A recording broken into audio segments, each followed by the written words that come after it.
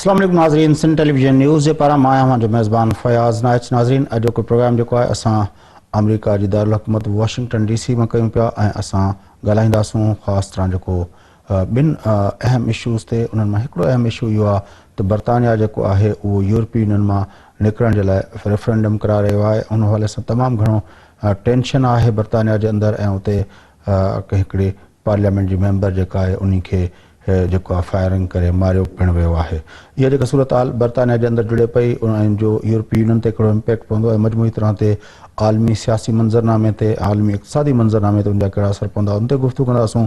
उन सां गॾोगॾु असां अॼोके प्रोग्राम में मिडिल ईस्ट जी सूरत हाल ते बि डिस्कस कंदासूं, छाकाणि त मिडिल ईस्ट जेको आहे काफ़ी अरसे खां वठी असां ॾिसूं था त हिकिड़े छिकताण वारी सूरत हाल आहे ऐं उते जेके ताज़ियूं नयूं डेवलपमेंट्स थियूं आहिनि, ख़ासि तरह तहरान सां जेको अमरीका ऐं सुपर पावर्स जी जेका ॿी डील हुई, जेका न्यूक्लियर जे हवाले सां हुई, उनखां पोइ जेको उनखां बि अॻु में असां ॾिठोसीं त पूरे मिडिल ईस्ट जे अंदरि अरब स्प्रिंग जे नाले सां जेके अपराइज़िंग थी, ईअं पियो लॻे ॼण छो त मिडिल ईस्ट नए सिर जेको आहे हुनजो जेको आहे नओं शेप वठी रहियो आहे। उन समूरनि मसइलनि ते गुफ़्तगू कंदासूं। अॼु जो प्रोग्राम में असां सां मारूफ़ दानिश्वर जनाब डॉक्टर ज़ुबैर इक़बाल साहब असां सां गॾु आहिनि। अचो त उन सां गुफ़्तगू कयूं। डॉक्टर साहब अस्सलाम वालेकुम। वालेकुम सलाम। डॉक्टर साहब, यूरोपीय यूनियन से बरतानिया के निकलने का जो मामला है या जितना बड़ा सान्हा भी हुआ है वहाँ पे, आप उसको किस तरह देखते हैं? देखिए, ये बहुत पुरानी बात है और कई सालों से इसके मुतालिक बातें हो रही थी।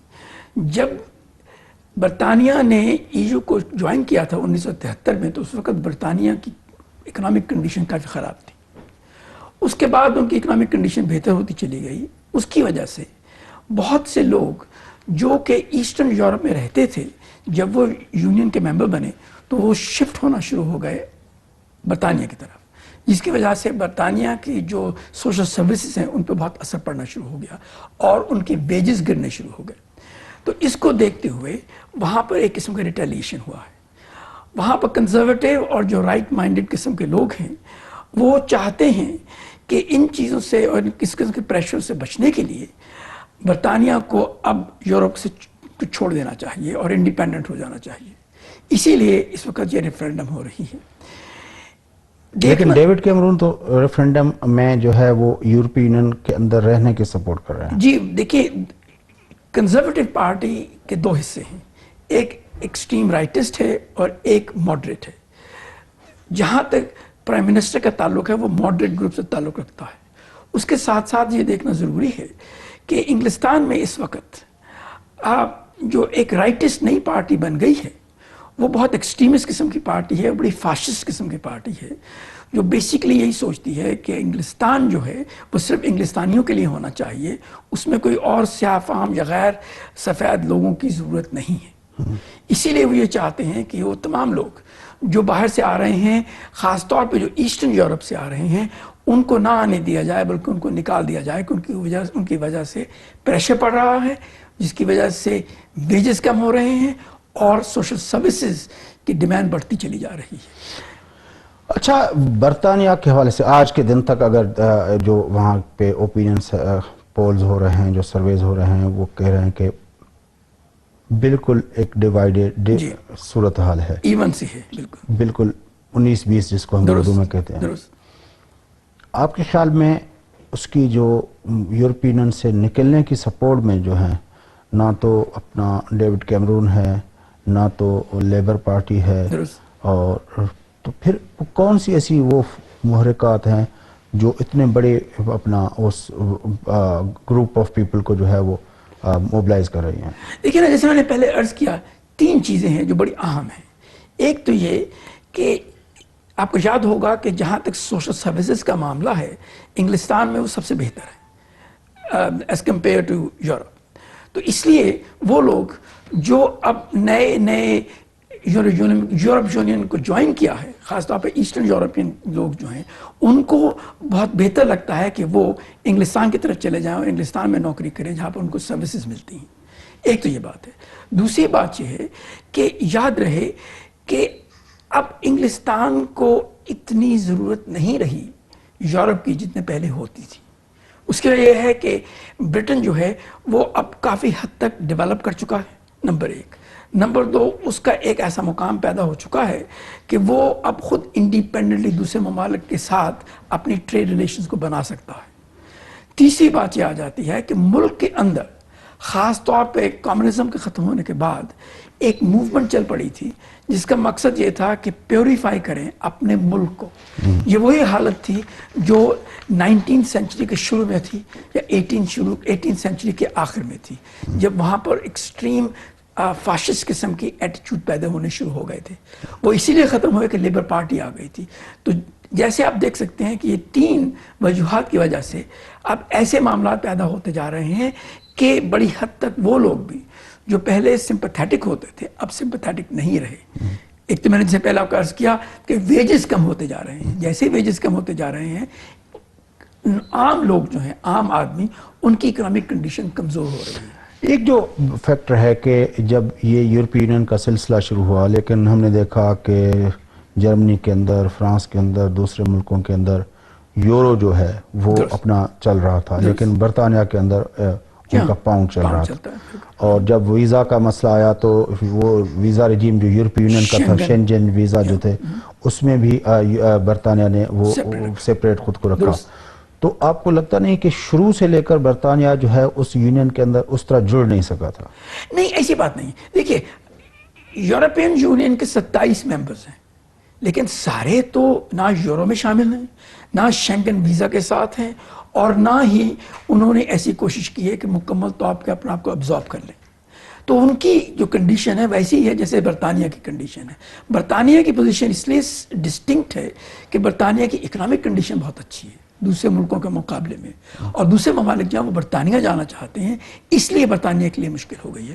ورنہ جو کہ کوئی بڑی بات نہیں ہے, یہ ایک نارمل سی چیز ہے کہ ایک ملک جو چاہے تو اپنی کرنسی کو مینٹین کرتا ہے. انفیکٹ یہ اچھی بات ہے, کیونکہ یاد رہے کہ جہاں تک سٹرلنگ کا تعلق ہے, سٹرلنگ دنیا کا سب سے ایک بڑا اہم میڈیم آف ایکسچینج ہے اور ریزرو کرنسی ہے, تو اس لیے اس کو مینٹین کرنا ضروری تھا.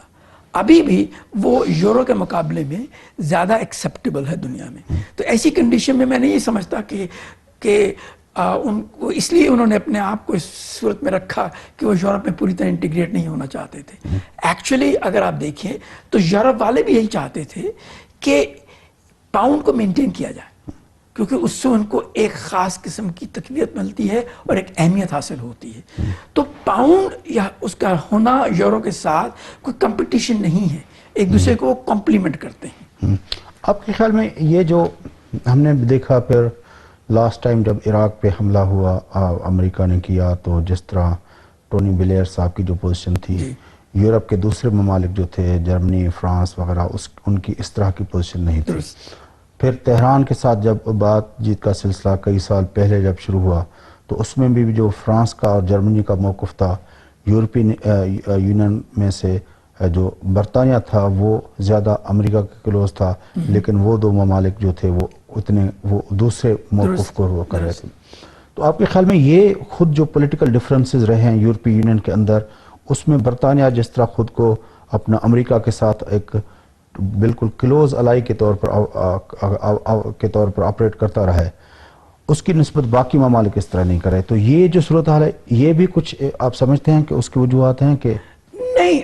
دیکھیے اگر یہ ہوتا تو آج سے کئی سال پہلے یہ پرابلم جو تھی سامنے آ جاتی, نہیں آئی تھی. اس کی 2 وجوہات ہیں. دیکھیے ایک تو بات یہ ہے کہ انگلستان اور امریکہ کے بڑے اسپیشل ریلیشن شپس ہیں جو کہ پہلی ورلڈ وار اور دوسری ورلڈ وار دونوں میں پیدا ہوئے. اور یاد رہے کہ انگلستان یہاں کی کولونیل پاور ہوتی تھی. اچھا, جہاں تک فرانس اور جرمنی کا تعلق ہے, جرمنی کے تعلقات امریکہ کے ساتھ بہت کلوز ہیں کیونکہ ان کی ڈپینڈنس بہت ہے, جیسا چاہیے ڈپلومیٹک, اسٹریٹجک اور ملٹری ڈپینڈنس تو بہت ہے. جہاں تک فرانس کا تعلق ہے, فرانس ہمیشہ ہی ایک انڈیپینڈنٹ حیثیت رکھتا تھا. فرانس کی ریلیشن شپ امریکہ کے ساتھ کبھی اتنی کلوز نہیں تھی جتنی کہ جرمنی یا انگلستان کی تھی. تو یہ تو درست ہے کہ اس قسم کی ریلیشن شپ ضرور ڈسٹنکٹ ہے. یہ تینوں جو ممالک ہیں یہ ایک سیپریٹ اسپیشل قسم کی ریلیشن شپس رکھتے ہیں, لیکن اس کا مطلب یہ نہیں کہ اس ریلیشن شپ کی وجہ سے برطانیہ چھوڑنا چاہتا ہے. انفیکٹ آپ نے یہ دیکھا ہوگا, آپ نے صدر اوباما کی یہ اسپیچ بھی پڑھی ہوگی جس میں انہوں نے کہا تھا کہ وہ یہ چاہتے ہیں کہ برطانیہ यूरोपियन यूनियन ही में रहे, क्योंकि उससे बहुत फायदे पहुंचते हैं।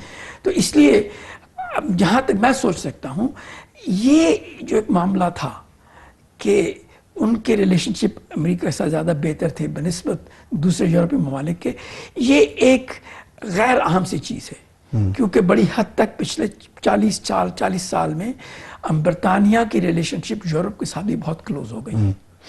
आपके ख्याल में अगर ये जो एग्जिट की बात जो करने वाले लोग हैं, अगर वो कामयाब हो जाते हैं तो क्या इम्पैक्ट पड़ेगा? और बड़ा सीरियस इम्पैक्ट पड़ेगा, और ये बड़ा लंबा इम्पैक्ट होगा, बड़ी देर तक चलेगा। देखिए, सबसे अहम जो असर होगा वो होगी अनसर्टेनिटी। अनसर्टेनिटी इन यूरोपीय यूनियन और through out the world? Through out the world, और ख़ास तौर पे इंग्लिस्तान के लिए। वो इसलिए कि याद आप रहे, तो कहते हैं कि इंग्लिस्तान की मैशत मुस्तहकम है। मुस्तहकम तो ज़रूर है, लेकिन देखिए मुस्तहकम मईशत भी होती है, उससे असर पर तो पड़ता है ना। तो अब मेरा कहने का मतलब ये है कि जब अनसर्टेनिटी होगी उसकी कई वजूहत होंगी। एक तो ये होगी कि अब तक जो इन्वेस्टमेंट की जाती थी इंग्लिस्तान में, बरतानिया में, वो पूरे यूरोप के लिए की जाती थी। आप पूरे यूरोप का एक कॉमन मार्केट समझते थे और उस बेसिस पे आप जाके इन्वेस्ट करते थे। अब जब आप इन्वेस्ट करेंगे तो आपको यकीन नहीं है कि इंग्लिस्तान की जो रिलेशन, ट्रेड और इकोनॉमिक रिलेशनशिप होगी यूनियन के साथ, वैसी ही होगी जैसे पहले थी। यकीनन नहीं रहेगी। अगर वो नहीं रहेगी तो फिर इन्वेस्टर्स जो हैं उनको ये सोचना पड़ेगा कि आया वो यूरोप के जाके अंदर इन्वेस्ट करें या इंग्लिस्तान में करें, जहाँ से फिर उनको एक्सपोर्ट करने के लिए कोई ना कोई रिलेशनशिप पैदा करनी पड़ेगी यूरोप के साथ। तो एक अनसर्टेनिटी तो पैदा हो जाती है ना। एक तो ये बात आती है।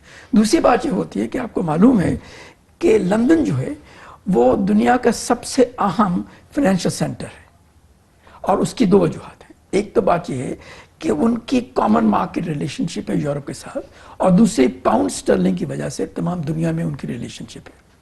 तो होगा ये कि जैसे ही वो यूरोप से दूर हो जाएंगे तो फिर यूरोप को लंदन के साथ वो रिलेशनशिप नहीं रखनी पड़ेगी जो इस वक्त है।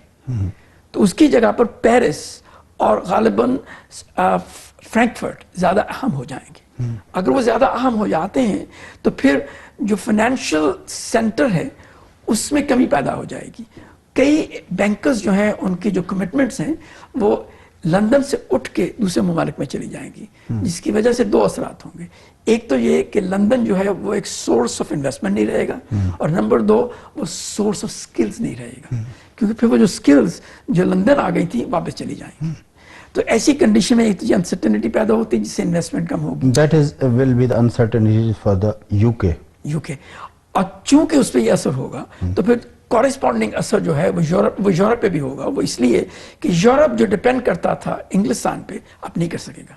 तो उनको अब नए इंस्टीट्यूशंस बनाने पड़ेंगे, उनको नए मार्केट्स बनानी पड़ेंगी, उनको नए रूल्स एंड रेगुलेशंस बनाने पड़ेंगे। सो ऐसी कंडीशन में अनसर्टेनिटी दोनों की जगह पे असर करेगी। तीसरी बात ये आ जाती है, कथा कलामी माफ, कि अमेरिका और यूरोप के दरमियान एक ट्रेड एग्रीमेंट होने वाला है। अगर इंग्लिस्तान यूरोप से निकल जाता है तो फिर अमेरिका का जो ट्रेड एग्रीमेंट होगा वो बड़ा कमज़ोर किस्म का होगा, वो इतना मजबूत नहीं होगा। वो वे दो किस्म के एग्रीमेंट्स करेंगे, एक यूरोप के साथ होगा, एक इंग्लिस्तान के लिए साथ होगा, जिसका मतलब यह है कि जो असरात होंगे वो कमज़ोर हो जाएंगे। आपके ख्याल में ये जो मामलात हैं ये नेटो को भी हंट करेंगे? नहीं, वो इसलिए हट नहीं करेंगे क्योंकि नेटो का जो प्राइमरी मकसद है वो है security and defence. Security and defence पे कोई असर नहीं पड़ता। वो चीज़ें हमेशा यूरोपियन यूनियन की हैसियत से बाहर रही हैं। आपको याद होगा कि नेटो की जो मेंबरशिप है वो यूरोपियन यूनियन के मुल्क उसमें शामिल हैं, लेकिन तमाम यूरोपियन यूनियन के मुल्क उसमें शामिल नहीं हैं। मतलब ये है कि नेटो इंडिपेंडेंट है। चूंकि नेटो इंडिपेंडेंट है और इंटरेस्ट वो इंडिपेंडेंट हैं, ईस्टर्न यूरोप हो गया, रशिया हो गया, मिडल ईस्ट की प्रॉब्लम्स हो गई वगैरह वगैरह, तो उनको देखते हुए वो प्रॉब्लम्स नहीं बदलेंगी। चूंकि वो प्रॉब्लम्स नहीं बदलती तो नेटो का रोल नहीं बदलेगा। मुझे याद है कि 9/11 से पहले बहुत बड़ा एक सवाल था कि नेटो एग्जिस्ट कर सकेगा कि नहीं कर सकेगा, क्योंकि उस वक्त यूरोपीय यूनियन के अंदर बहुत बड़ा डिबेट था کہ وہ اپنا سیلف جو ہے ڈیفنس میکنزم پہ وہ اس پہ کام کر رہے تھے. تو آپ کے خیال میں اس طرح کی وہ جو سوچ ہے وہ پھر ریوائیو کرے گی؟ نہیں، دو وجوہات. ایک تو بات یہ ہے کہ اس کی کاسٹ بہت زیادہ ہے، اور آپ کو یاد ہوگا کہ 2008 کے بعد یورپ کی کنڈیشن ایسی نہیں رہی کہ وہ اتنی زیادہ ریسورسز کو ٹرانسفر کر سکے جتنے وہ پہلے کرنے کے قابل تھے. تو اس لیے ان کا انٹرسٹ ہے کہ نیٹو قائم رہے اور امریکہ ان کو خیال کرتا رہے. ایک تو بات یہ. دوسری بات یہ آ جاتی ہے کہ دیکھیے ایسٹرن یورپ اور خاص طور پہ رشیا کی جو ایشوز ہیں وہ کم تو نہیں ہوئے، وہ تو بڑھتے چلے جا رہے ہیں. اور اس کے ساتھ ساتھ اب چائنا کے ایشو بھی بڑھ رہے ہیں، مڈل ایسٹ میں انسٹیبلٹی پیدا ہو گئی ہے. تو ایسی کنڈیشن میں یورپ بیسیکلی ایک فرنٹ لائن ایریا بنتا جا رہا ہے. ایسی کنڈیشن میں وہ نیٹو سے نکل نہیں سکتے. آپ کے خیال میں آنے والے سالوں میں یا دہائیوں میں یورپ فرنٹ لائن اسٹیٹ ہوگا؟ بن چکا ہے. یا مڈل ایسٹ ہے؟ نہیں بن چکا ہے. دیکھیے دو وجوہات ہیں. یورپ جو ہے اس کے اندر اگر آپ پاپولیشن دیکھیے تو وہ بڈھی ہوتی چلی جا رہی ہے. ان کو جوان لوگوں کی ضرورت ہے. وہ کہاں سے آئیں گے؟ وہ زیادہ تو یا تو ایسٹرن یورپ سے آئیں گے یا وہ مڈل ایسٹ اور ایشیا سے آئیں گے. کیونکہ ایشیا خود اتنا گرو کر رہا ہے اس لیے ایشیا پہ ڈیپینڈ کرنا بڑا مشکل ہے. ہندوستان پہ بھی ڈیپینڈ کرنا بہت مشکل ہے کیونکہ ہندوستان بھی اب گرو کر رہا ہے، پاکستان بھی اس کے ساتھ گرو کرنا شروع کر جائے گا. تو ایسی کنڈیشن میں ایشیا پہ بھی ڈیپینڈ نہیں کر سکتے وہ. تو ان کو جو ریسورسز چاہیے، جو سکلز چاہیے یا مین پاور چاہیے، وہ ان کو اسے کہتے ہیں نیئر نیبرز سے آئے گی، جس میں مڈل ایسٹ شامل ہے، جس میں نارتھ افریقہ شامل ہے، وغیرہ وغیرہ. تو ایسی کنڈیشن میں یورپ جو ہے وہ ایک بڑی اہمیت رکھے گا. ایک تو بات یہ ہے اس طرح وہ فرنٹ لائن ایریا بن جائے گا. دوسری بات یہ ہے کہ جہاں تک مڈل ایسٹ کا تعلق ہے، اگر مڈل ایسٹ میں آئل کی اہمیت نہ رہے جتنی کہ ہے اس وقت، تو پھر یورپ اس کو ڈیپینڈ نہیں کرے گا، دنیا اس پہ ڈیپینڈ نہیں کرے گا. اور جیسے آپ دیکھ سکتے ہیں ٹیکنالوجیکل چینجز ایسی ہو رہی ہیں، اور جیسے ہم دیکھ سکتے ہیں جو پریڈکشن ہے اس وقت وہ یہی ہے کہ آئل کی قیمت جو ہے وہ اگلے 10-15 سال تک نہیں بڑھے گی. وہ زیادہ سے زیادہ اتنی ہی بڑھے گی جتنی کہ گلوبل اکانومی بڑھے گی. تو ایسی کنڈیشن میں مڈل ایسٹ کو اتنی اہمیت نہیں رہے گی. یا وہاں پہ جنگیں ہوتی رہیں گی، اس کے خیر بڑی افسوسناک وجہ ہے اور بڑی وجوہات ہیں. اگر وہ سالو نہیں ہوتے تو ان کی اپنی پرابلمس ہوں گی. لیکن مڈل ایسٹ جسے کہنا چاہیے سینٹر آف یونیورس نہیں بنے گا. لیکن سارا دنگا فساد تو وہاں پہ ہو رہا ہے ساری. نہیں دیکھیے جنگ و جدل ہو رہا ہے، لیکن اگر آپ اس کو دیکھیے کہ اس کے اکنامک امپلیکیشنز کیا ہیں تو بڑی لمیٹڈ ہے. اکنامک امپلیکیشنز مڈل ایسٹ کی طرف سے صرف دو چیزوں میں دیکھی جاتی ہیں. ایک تو آئل کی قیمت اور دوسرا لوگ. جہاں تک آئل کی قیمت کا تعلق ہے، جیسے میں نے عرض کیا، آئل کی قیمت نہیں بڑھے گی. اگر بڑھتی بھی تو بڑی ماڈریٹلی بڑھے گی. اگر وہ ماڈریٹلی بڑھتی ہے اور وہ اس لیول پہ نہیں پہنچتی کہ گلوبل اکانومی کو برا اثر کرے تو پھر کوئی فرق نہیں پڑتا. اگر وہاں پر کوئی کرائسس آ جاتا ہے اور سپوزنگ کہ ایران اور سعودی عربیہ کی خدا نخواستہ جنگ ہو جاتی ہے جس کی وجہ سے وہ ایک دوسرے کی ریسورسز کو کمزور کر دیتے ہیں، جس کی وجہ سے آئل کی قیمت بڑھ جاتی ہے انیکسپیکٹڈلی، پھر مڈل ایسٹ ایک سینٹر بن جاتا ہے جہاں پر سٹیبلٹی کی ضرورت بہت زیادہ ہو جائے گی. لیکن ابھی تک جو ہم دیکھ سکتے ہیں، اگر بھی یہ پریزنٹ کنڈیشنز بھی چلتی رہیں اور مڈل ایسٹ پہلی اسی قسم کی کنڈیشن میں رہے تو مڈل ایسٹ اتنی اہمیت نہیں رکھے گا جتنی کہ اس کی پہلے ہوتی تھی اکنامکلی اسپیکنگ. لیکن اب بھی ہم دیکھ رہے ہیں کہ مڈل ایسٹ کے اندر بہت بڑا فوکس ہے عالمی طاقتوں کا. تہران کے ساتھ جو ڈیل ہوئی اس کے اندر امریکہ کو بھی وہ لے آئے، لیکن اس سے پہلے ہم نے دیکھا کہ جرمنی، فرانس، چائنا اور یہ سب جو لوگ تھے، رشیا وغیرہ، اور رشیا نے تو اس کو آفر بھی کر دی کہ بھائی آپ کو جو یورینیم چاہیے انریچڈ وہ ہم پرووائڈ کرنے کے لیے. تو یہ سب کچھ جو ڈیولپمنٹ ہو رہی تھی، تو اتنا بڑا فوکس ہے جس سے نظر آ رہا ہے کہ ساری دنیا کے جو پاورز ہیں وہ اس پہ کر رہے تھے. اب بھی جس طرح ہم دیکھ رہے ہیں کہ بشار الاسد کی حکومت کا رہنا یا نہ رہنا امریکہ کے لیے ایک بڑا ایشو ہے، اور رشیا چاہتا ہے کہ وہ رہے، امریکہ چاہتا ہے نہ رہے.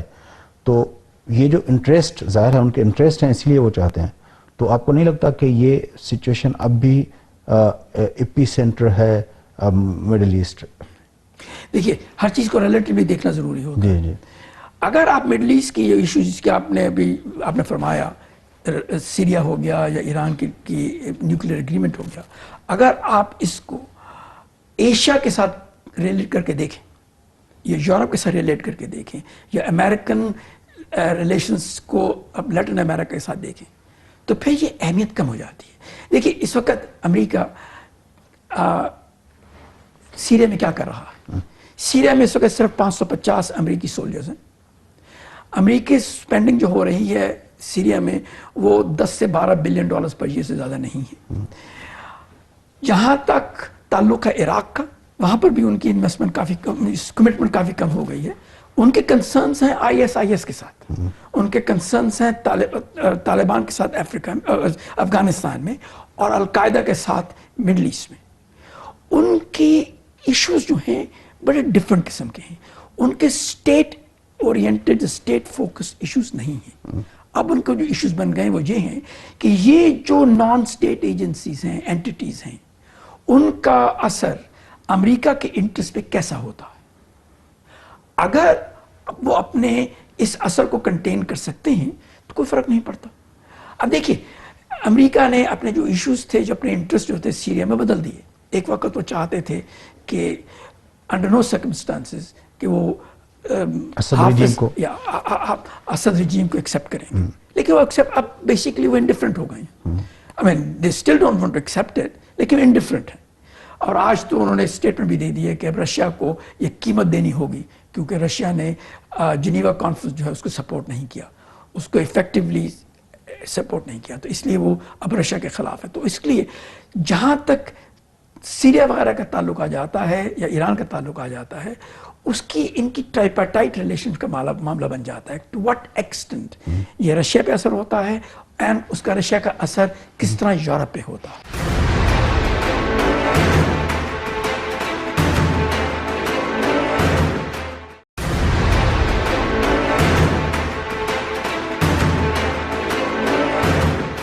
ابھی نریندر مودی صاحب گئے وہاں پہ تہران کے اندر اور 50 ارب کی انویسٹمنٹ کی بات کی، اور اس سے پہلے وہ گئے اپنا UAE کے اندر، وہاں پہ بھی اس نے بڑی کمٹمنٹس کری. تو آپ کے خیال میں یہ جو ہندوستان اتنی بڑی انویسٹمنٹ کے ساتھ مڈل ایسٹ کے اندر جا رہا ہے، تو آپ کو نہیں لگتا کہ یہ پھر یورپ اور مڈل ایسٹ کے اندر، ایشیا اور مڈل ایسٹ کے اندر جو ہے وہ ایک نئی طرح کی ٹگ آف وار شروع ہو جائے؟ دیکھیے میں اس لیے کہنا چاہتا ہوں، دیکھیے ہم لوگ جو ہندوستان کا جو انڈرسٹینڈنگس ہیں UAE کے ساتھ، ہم ان کو پراپر کانٹیکس میں دیکھنا ضروری ہو جاتا ہے. یہ میمورینڈم آف انڈرسٹینڈنگ ہے، یہ کمٹمنٹس نہیں. ایک تو بات یہ آ جاتی. دوسرا، اگر آپ پہچانیں کہ UAE اور دوسرے گلف ممالک میں جو انویسٹمنٹس ہوتی ہیں وہ بڑے انٹرسٹنگ طریقے سے ہوتی ہیں، وہ ابو بورڈ نہیں ہوتی. تو دیکھنا ہوتا ہے کہ کہاں ہوں گی انویسٹمنٹ. اب UAE ایک چھوٹا سا ملک ہے، اتنا بڑا ملک نہیں ہے. اس کے زیادہ سے زیادہ جو اس کے انوالومنٹس ہیں وہ امریکہ کے ساتھ، یورپ کے ساتھ، ایشیا کے ساتھ ہیں، ہندوستان کے ساتھ نہیں ہے. ہندوستان چاہتا ہے کہ ہو ان کے ساتھ، امید ہے کہ ایونچولی ہو جائے گا، لیکن ابھی اتنی اہمیت نہیں دیتا. اسی طرح جہاں تک چابہار کا تعلق ہے، یاد رہے کہ چابہار کا مقصد کیا ہے. دیکھیے اگر چابہار کو ایک کمرشل پورٹ کے طور پر استعمال کرنا ہے سینٹرل ایشیا کے لیے، تو پھر ہندوستان کی 2 مشکلات پیدا ہو جاتی ہیں. ایک تو یہ کہ ہندوستان کون سی وہ چیزیں بیچنا چاہے گا سینٹرل ایشیا کو جس کے لیے وہ چابہار سے جائے گا. ہر وہ چیز جو ہندوستان بیچنا چاہتا ہے چین کے پاس ہے، اور چین نے اس علاقے کو ابھی سے اپنے ہاتھ میں لیا ہوا ہے، اور چین کی چیزیں ہندوستان کی چیزوں سے سستی ہیں. نمبر 1 تو بات یہ آ جاتی. دوسری بات یہ ہے کہ اگر ہندوستان کو چابہار جانا ہوگا تو اس کی وجہ سے کم از کم 15 سے 20% ایکسٹرا کاسٹ آ جاتی ہے. کون سے ایسے ہندوستانی انویسٹرز ہیں یا انڈسٹریز ہیں جو 15 سے 20% ایکسٹرا خرچ کرنے کو تیار ہوں گے کہ تاکہ وہ سینٹرل ایشیا میں اپنی چیزیں بیچ سکیں؟ لیکن ڈاکٹر صاحب خود چائنا بھی تو ایران کے پورٹس کے اندر انٹرسٹڈ ہے. ان کی 14 وہ اپنا دنوں کے اندر وہ جو ٹرین گئی وہاں پہ بندر عباس پہ، تو یہ تو وہ بھی اس آپشن کو وہاں نہیں پہ وہ اس آپشن کو نہیں دیکھ رہے. دس از مائی پوائنٹ. دیکھیے جہاں تک چائنا کا تعلق ہے, چائنا کے پاس یہ ہے جسے وہ کہتے ہیں نا one belt one road, $600 billion کا پروجیکٹ ہے over a period of 10 years or so. اس پروجیکٹ کے تحت وہ ان تمام علاقوں میں اپنا انفلوئنس بڑھا دینا چاہتے ہیں. ہندوستان کی یہ جو ایکسٹینشن ہے بڑی مائنر سی ایکسٹینشن ہے, بڑی ماڈسٹ قسم کی ہے as compare to what Chinese are going to do. China نے اپنی ٹریڈنگ ریلیشن شپ جو ہے, اپنی ٹرانسپورٹیشن جو ہے پورے سینٹرل ایشیا میں بڑھا دی ہے, اور اب وہ یورپ میں چلے جائیں گے, یورپ کے ساتھ لنک ہو جائیں گے. اسی طرح وہ گوادر سے لے کے اوپر چلے جائیں گے, اور اگر اوپر کا مطلب ہے افریقہ کی طرف, ہاں اوپر چل کے نہ جا کے چائنا میں شامل ہو جائے, چائنا میں اینڈ دین چائنا سے وہ سینٹرل ایشیا کے ساتھ انٹیگریٹ ہو جائیں گے جہاں تک پائپ لائن کا تعلق ہے. میرا کہنے کا مقصد صرف یہ ہے کہ یقیناً ہندوستان یہ چاہتا ہے کہ وہ سینٹرل ایشیا جائے اور وہ اسٹریٹجکلی ایران کے ساتھ اور افغانستان کے ساتھ اپنی ریلیشن شپ کو بہتر کرے, جو کہ جسٹیفائڈ بات ہے. بات دراصل یہ آ جاتی ہے کہ اس کی کاسٹ کیا ہے. اگر آپ اس کی پیور اکنامک کاسٹ دیکھیں تو یہ بہت زیادہ ہے. بہتر طریقہ یہ ہے کہ اگر وہ پاکستان کے ساتھ کوئی رپروشما پیدا کر لیں یا چین کے ساتھ کوئی رپروشما پیدا کر لیں جس کی وجہ سے وہ پاکستانی یا چائنیز ریسورسز اور آلٹرنیٹیوز کو استعمال کرنے کے لیے تیار ہوں, تو پھر چابہار کی ضرورت نہیں رہتی. اگر چابہار کو رکھنا ہے تو وہ ایران کے ساتھ جو ٹریڈ ہے اس میں ٹھیک ہے, لیکن دیکھیے وہ تو اب پہلے بھی کر سکتے تھے. بندر عباس بھی تھا, دوسرے جو تھیں پورٹس بھی تھیں, وہ تو کر رہے تھے. اصل میں چابہار کا جو تعلق ہے یہ ایک قسم کا, آپ اس کو آلٹرنیٹیو آپشن دیکھیے. کس کا alternative? Alternative option in the sense کہ اگر اور کچھ نہ ہوا تو ہمیں یہ کرنا پڑے گا کیونکہ اسٹریٹجکلی ہمارے لیے یہ وہم ہے. بات دراصل یہ آ جاتی ہے کہ اس کی جو کاسٹ اتنی زیادہ ہوگی, کیا یہ جسٹیفائڈ ہے کہ ایسا کیا جائے؟ یہ بہتر نہیں کہ آپ اپنی جو ٹینشنز ہیں ان کو کم کریں تاکہ آپ پاکستان, چائنا اور دوسرے ممالک کے ساتھ مل کے بیٹھ جائیں, جس کی وجہ سے آپ کی ٹریڈنگ ریلیشنز بھی بہتر ہو جائے گی, سیکیورٹی ٹینشنز بھی کم ہو جائیں گی, اور اس کی وجہ سے جسے کہتے ہیں یہ ایک نان زیرو سم گیم ہے جس کی وجہ سے ہر ایک کا فائدہ ہوتا ہے. لیکن ڈاکٹر صاحب ایک ٹگ آف وار تو ہمیں نظر آ رہی ہے, وہاں پہ امریکہ بھی ہے, وہاں پہ ہندوستان بھی ہے, اور امریکہ اور ہندوستان کی جو الائنمنٹ ہوئی ہے, اب وہ تہران کے ساتھ خاص طور پر جب نیوکلیئر ڈیل ہوئی ہے تب سے امریکہ ہندوستان وہ اس کو اپنا ایک طرح سے وہ لانا چاہتے ہیں اپنے کلوز, کیونکہ عراق کے اندر بھی جو شیعہ گورنمنٹ ہے وہ بھی امریکہ کے کلوز ہے. تو آپ کو لگتا نہیں ہے کہ مڈل ایسٹ کے اندر خود جو ہے وہ الائنمنٹ نئے سرے سے ڈیزائن ہو رہی ہے؟ الائنمنٹس تو ہوں گے, یہ تو ہمیشہ ہوتا ہے. دیکھیے نا, اسپیشلی جب سے بیلنس آف پاور کی وہاں پرابلم ہوئی ہے اور پاور ویکیوم کریٹ ہو گیا ہے, تو یہ تو ہونا تھا, یہ تو انیویٹیبل تھا. جہاں تک ایران کا تعلق ہے, امریکہ اور ایران کے درمیان جو کانفلکٹ ہے وہ اتنا سیریس ہے, اور امریکہ میں جو ایران کے خلاف سسپیشنز اور مسگیونگز رکھی جاتی ہیں, اس کی وجہ سے یہ امید رکھنا کہ امریکہ اور ایران کے درمیان اسی قسم کی ریلیشنز پھر پیدا ہو جائیں گی جیسے شاہ کے زمانے میں ہوتی تھی, یہ غلط فہمی کی بات ہے. یہ تو نہیں ہوگا. نہ ہونے کی وجہ؟ نہ ہونے کی وجوہات کئی ہیں. ایک تو امریکہ کے اندر ہے وجہ. امریکہ کے اندر وہ کبھی ایران کو معاف نہیں کریں گے.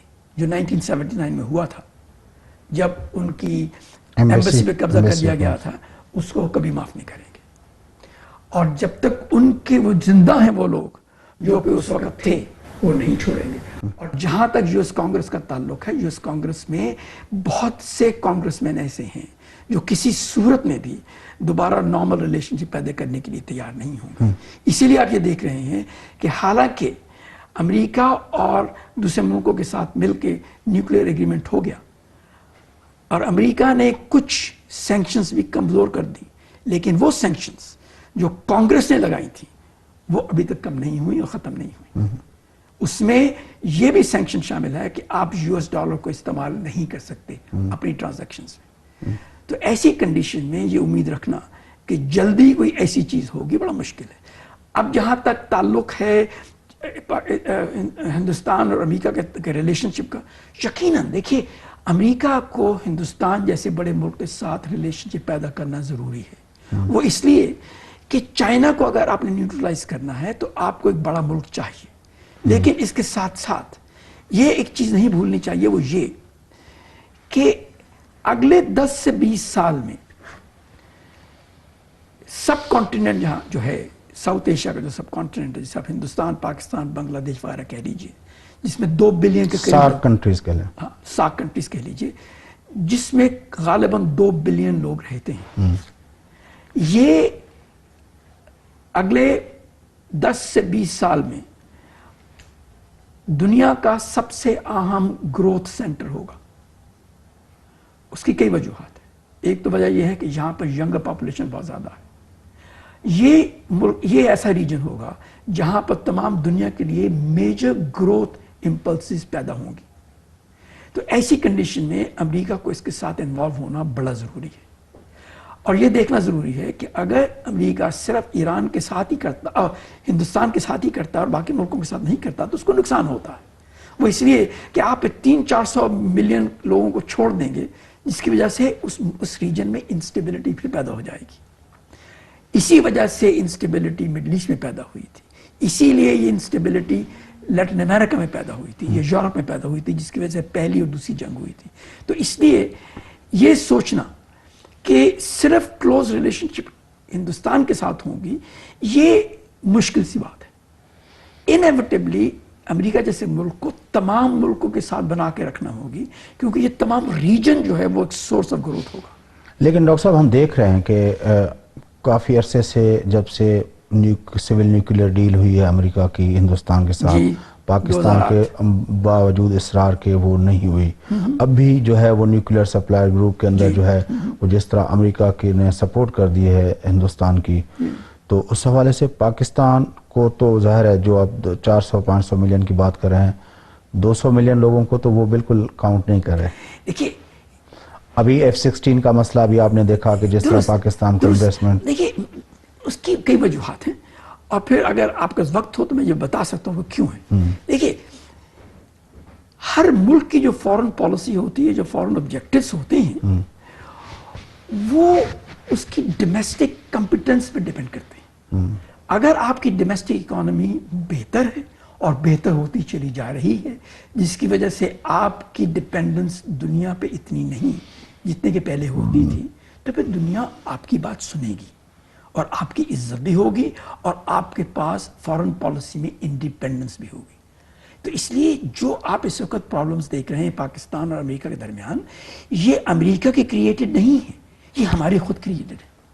ہمیں خود اپنے ملک کو بہتر بنانا چاہیے۔ اگر ہم سیلف ریلائنٹ ہو جائیں، اگر ہم اتنے ڈیپینڈنٹ نہ ہوں دوسرے ممالک پہ اور خاص طور پہ اکنامک کنڈیشنز میں، تو پھر کوئی ملک آپ کے اوپر اتنا اثر نہیں ڈال سکتا، پھر وہ خود آپ کے نزدیک آ جائیں گے۔ لیکن ڈاکٹر صاحب امریکہ کے بھی پیدا کیے ہوئے ہیں جو اپنا سوویت یونین کے خلاف جو ان کا انٹرسٹ تھا اس وقت کے، جو ان کا رائیول گلوبل سپر پاور تھا، اس کی وجہ سے وہ آ کے جہادی اور کولڈ وار اور پھر اس میں جو افغانستان میں جو کچھ ہوا اور اس کے لیے جو پورے مسلم ورلڈ سے جہادی لا کے آ کے پاکستان کے اندر ٹرین کر کے وہاں بھیجے گئے، تو امریکہ کا بھی ایک طرح سے وہ ہے تو صحیح اس سارے اس میں۔ دیکھیے نا، نیشنل انٹرسٹ کا معاملہ آ جاتا ہے، ہر ملک اپنا نیشنل انٹرسٹ دیکھتا ہے، کچھ صرف شارٹ ٹرم بیسس پہ دیکھتے ہیں، کچھ لانگ ٹرم بیسس پہ دیکھتے ہیں۔ اگر امریکہ کے دور رس انداز میں دیکھنے والے لوگ یہ سوچتے ہیں کہ ہم جو افغانستان میں کر رہے ہیں اس کی امپلیکیشنز ہیں، تو وہ یقیناً اس کو لانگ ٹرم کانٹیکس میں دیکھتے، جو ان کو دیکھنا چاہیے تھا۔ جب آپ شارٹ ٹرم انٹرسٹ کو زیادہ اہمیت دیتے ہیں، پرابلمز بن جاتی ہیں۔ اس وقت یہ آپ کو یاد ہوگا کہ چونکہ رشیا کلیپس ہو رہا تھا، امید یہ تھی کہ چونکہ رشیا کلیپس ہو گیا ہے اس لیے ہم ایک سپر پاور بن گئے، ہم ایک ہی سپر پاور ہیں، تو ہمیں کوئی فرق نہیں پڑتا، ہمیں ہمارے خلاف کوئی نہیں کھڑا ہو سکتا، اگر کوئی پرابلم ہوگی ہم اس کو سالو کر لیں گے۔ لیکن وہ نہیں ہوا، وہ ان ریئلسٹک ایکسپیکٹیشنز تھیں، جس کی وجہ سے کلیئرلی ان اینٹیسپیٹڈ کانسیکوینسز پیدا ہوئے۔ بٹ میرا کہنے کا مقصد یہ ہے کہ چاہے امریکہ ہو چاہے رشیا ہو، آپ کو جب اپنے نیشنل انٹرسٹ دیکھتے ہیں تو یہ بھی دیکھنا پڑتا ہے کہ اگر آپ کسی ملک کے خلاف کچھ کر رہے ہیں تو اس کے کانسیکوینسز کیا ہوں گے، लॉन्ग टर्म बेसिस पे, ना सिर्फ शॉर्ट टर्म बेसिस पे। अमेरिका में पिछले 10-12 साल से शॉर्ट टर्म इश्यूज को ज़्यादा अहमियत दी गई है, लेकिन जब से इराक की प्रॉब्लम हुई या अफगानिस्तान की प्रॉब्लम हुई, उन्होंने अब ज़रा लॉन्गर टर्म तरीके से सोचना शुरू कर दिया है। उसका क्या असर होगा ये भी कहना बहुत मुश्किल है, लेकिन मैं ये आपको कह सकता हूँ कि अगर पाकिस्तान चाहता है कि वो इस मुकाम पे आए कि वो अपने डिमांड्स को एक्सेप्ट करवा ले, तो फिर इंटरनली अपने आप को मजबूत कीजिए, और इंटरनली मजबूत करना मुश्किल नहीं है। याद रहे कि हिंदुस्तान की पोजीशन इस वक्त ऐसी है कि उन्होंने अपने आप को इंटरनली मजबूत किया। जब से रशिया के साथ उनकी रिलेशनशिप खत्म हुई, उन्होंने डोमेस्टिकली अपनी इन्वेस्टमेंट बढ़ाई, उन्होंने अपने मुल्क के अंदर पॉलिसीज इंप्रूव की, उन्होंने इंस्टीट्यूशंस बनाए जिसकी वजह से उनकी ग्रोथ बढ़ी। पाकिस्तान भी एक वक्त पे कर रहा था, लेकिन चूंकि पाकिस्तान में ना तो इन्वेस्टमेंट्स हुई, ना इंस्टीट्यूशंस को इंप्रूव किया गया, ना रैशनल किस्म की पॉलिसीज बनाई गई, तो फिर आपकी इकोनॉमिक कंडीशन में कमजोर होना था। अच्छा, एक बात आपने कही कि अमेरिका चाहता है कि चाइना को इस खित्ते के अंदर न्यूट्रलाइज किया जाए। हाँ बिल्कुल। तो एक tug of war, not same like as the cold war, लेकिन एक टग ऑफ वार तो ग्लोबल पावर्स के अंदर मौजूद है, ठीक है ना? और उसमें जो है वो पाकिस्तान के अंदर जब ये डिबेट होती है तो अक्सर पॉलिसी मेकर्स कहते हैं कि हमें शिफ्ट होना चाहिए, हमारी जो पॉलिसीज इतने अरसे तक डिपेंडेंस अमेरिका के ऊपर रही है, अमेरिका के साथ हम रहे हैं इतने क्लोज अलाई के तौर पर, हम शिफ्ट हो जाएं उधर, हमारी डिपेंडेंस भी चाइना पे आ जाए, जिसकी वजह से कुछ हुई भी है, कुछ टैंक्स हमने बनाए हैं, कुछ उस तरह की JF थंडर 17 बनाए हैं, कुछ आबदोजें बनाई हैं। तो ये जो सोच है, ये जो वो आपके ख्याल में वो रीजनेबल है? नहीं, उसकी दो बात। देखिए, पहले तो कभी ये नहीं सोचना चाहिए कि आपके मुल्क की जो प्रोटेक्शन है या सिक्योरिटी है वो सिर्फ मिलिट्री पे डिपेंड करती है। अगर आपकी इकोनॉमिक पोजीशन बेहतर है तो आपकी जो डिफेंस है वो भी बेहतर हो जाएगा। एक तो बात ये है। दूसरी बात ये है कि after experience with the United states, क्या आप फिर उसी किस्म की दोबारा रिपीट करना चाहते हैं? कोई मुल्क अपने सेल्फ इंटरेस्ट से ज्यादा नहीं देखता। इस वक्त चाइनीज जो कर रहे हैं वो लॉन्ग टर्म बेसिस पे ये देखते हैं कि पाकिस्तान एक तो ऑल वेदर फ्रेंड है, और दूसरी बात यह है कि चाइना को पाकिस्तान की उतनी ज़रूरत है जितनी पाकिस्तान को चाइना की ज़रूरत है। लेकिन लॉन्ग टर्म कॉन्टेक्स्ट में पाकिस्तान को चाहिए कि अपने, जिसे कहते हैं, you don't put all your eggs in one basket, diversify, तमाम दुनिया में अपने दोस्त पैदा करें, किसी को खतरा ना पैदा करें। आपको चाहिए कि इंटरनली आप इतने मजबूत हो जाएं कि दूसरे मुल्क आपके पास आए दोस्त बनने के लिए और आपकी मदद हासिल करने के लिए। जब आप ये करने के काबिल हो जाएंगे तो फिर आपको ना तो हर वक्त चीन की जरूरत रहेगी, ना हर वक्त अमेरिका की जरूरत रहेगी, ना आपको सऊदी अरेबिया की जरूरत रहेगी। आप अपने पांव पे खड़े होने की कोशिश करें। बड़ी मेहरबानी डॉक्टर साहब, आपने हमें ज्वाइन किया। नाज़रीन, गुफ्तगू तामुदी डॉक्टर ज़ुबैर इकबाल साहब, मारूफ स्कॉलर असां गॾु हुआ वाशिंगटन DC जे अंदर मिडल ईस्ट पॉलिसी सेंटर जे अंदर पंहिंजो फैलो आहिनि। असां उन सां दुनिया जे आलमी मंज़रनामे जे हवाले सां अहम इशूज़ ते गुफ्तगू कई। प्रोग्राम जो वक़्तु पूरो थिए थो, पंहिंजे मेज़बान फयाज़ नाश खे इजाज़त सदाईं गॾु।